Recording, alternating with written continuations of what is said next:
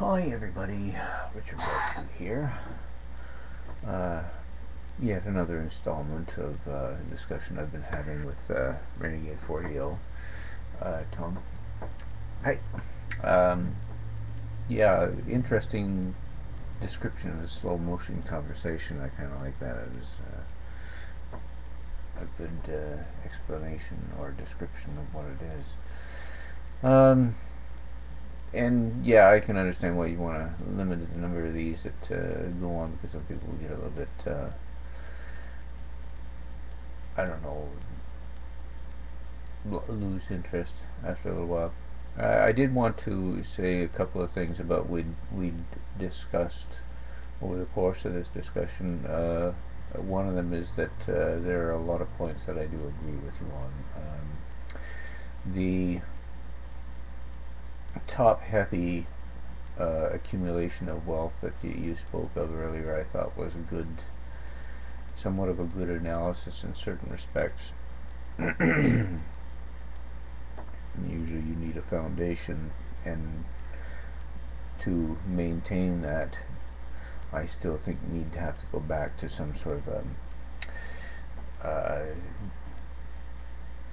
commodity-based currency where somebody doesn't have the central control of it to allow money to flow in certain directions.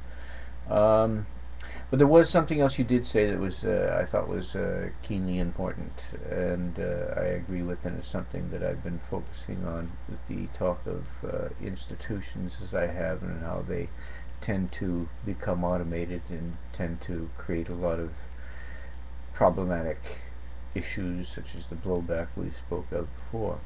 And what you said was that you need to keep a very close monitor on these things, and I really do agree with that. I think it's one of the things we often run into trouble with, is that we tend to think that, oh, this runs nice, we can leave it alone and not watch it, and not try to examine it, study it, and make sure that it's not creating these blow-by or blowback scenarios, and the removal of the need for a person's integrity as part of the system. So much of what we are tends to get lost in the systems that we build. So much of what we need in order for the systems to be responsive, to be responsible, is that sense of that sense of integrity and responsibility. And uh, like, we go back to the idea of the removal of the idea of somebody having limited liability for what they do.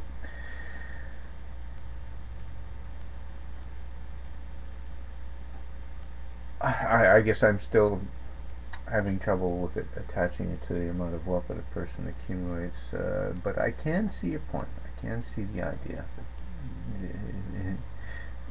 And I can't help but think, if you manage to look at the institutions properly and establish them in such a fashion, you'd be able to watch and monitor and guard against that sort of thing happening. Because a lot of the way it does accumulate tends to be because of their ability to manipulate the legal system to make it possible for them to detach the integrity and all the other things that are required of humanity in order to be able to interrelate with each other.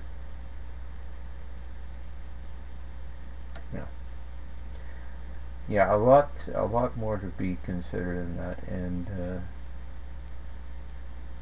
I know I dumped a lot of junk on you the last couple of videos, and I apologize for that. I get really wound up sometimes about some of this stuff. And I'm still trying to ponder this stuff and trying to think it through. It's a bit of a funny video.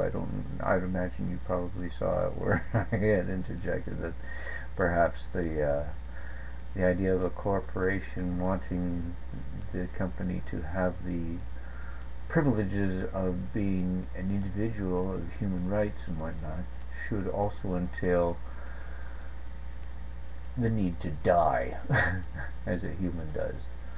So the corporation will live a certain extent and then it will die and its body will be consumed by the rest of the economy. That doesn't sound too far off to me. At least that would allow for fresh blood to get flowing. Maybe we do need to devour these decrepit corporations to become too crown-like, too royal-like, too big to fail. Anyways, thanks a lot for the conversation, Tom. I really enjoyed it. I've got some work I've got to do right now, so I will be coming back and we will be talking more from time to time, most assuredly. Take care. We'll talk to you later. Bye for now.